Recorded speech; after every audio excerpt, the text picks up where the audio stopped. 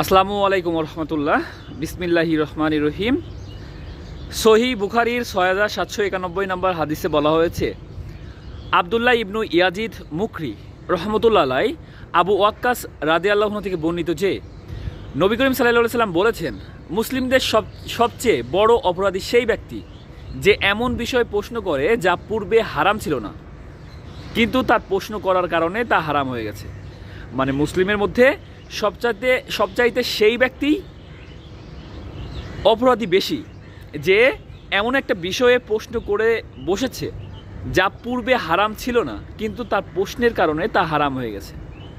আল্লাহ তাআলা আমাদের সবাইকে বোঝার মতো তৌফিক দান করুক এবং আল্লাহ রাসূলের মাধ্যমে যা কিছু আমাদের কাছে পাঠিয়েছে তা গ্রহণ করা এবং তারপরে আমল করা তৌফিক দান করুক। সবাই 5 ওয়াক্ত নামাজ পড়বেন এবং আপনার আশেপাশে যারা রয়েছে, যারা নামাজ পড়ে না, হতে পারে আপনার পিতামাতা, আপনার সন্তান, আপনার স্ত্রী, আপনার ভাই বোন, আপনার পাড়া প্রতিবেশী, আপনার আত্মীয় স্বজন, আপনার বন্ধুবান্ধব, সবাইকে 5 ওয়াক্ত নামাজের দাওয়াত দিন এবং সবাইকে 5 ওয়াক্ত নামাজের মধ্যে নিয়ে চলে আসুন। আর এর প্রতিদান অবশ্যই একদিন আপনি পাবেন ইনশাআল্লাহ, যেদিন আপনি আল্লাহর সামনে দাঁড়াবেন।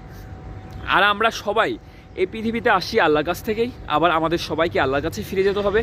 তো আল্লাহর কাছে ফিরে যাওয়ার প্রিপারেশন নেন, আল্লাহর সামনে দাঁড়ানোর প্রিপারেশন নেন, আল্লাহর সামনে জবাবদিহিতার প্রিপারেশন নেন। হে আল্লাহ আমাদের সবাইকে বোঝার মতো তৌফিক দান করুন। হে আল্লাহ আমাদের সবাইকে হেদায়েত দান করুন। হে আল্লাহ আমাদের সবাইকে আপনার তাকওয়া অবলম্বন করার তৌফিক দান করুন। হে আল্লাহ আমাদের সবাইকে 5 ওয়াক্ত নামাজ আদায় করার তৌফিক দান করুন। হে আল্লাহ আমাদের সবাইকে নামাজে নম্র ও বিনয়ী হওয়ার তৌফিক দান করুন। হে আল্লাহ আমাদের সবাইকে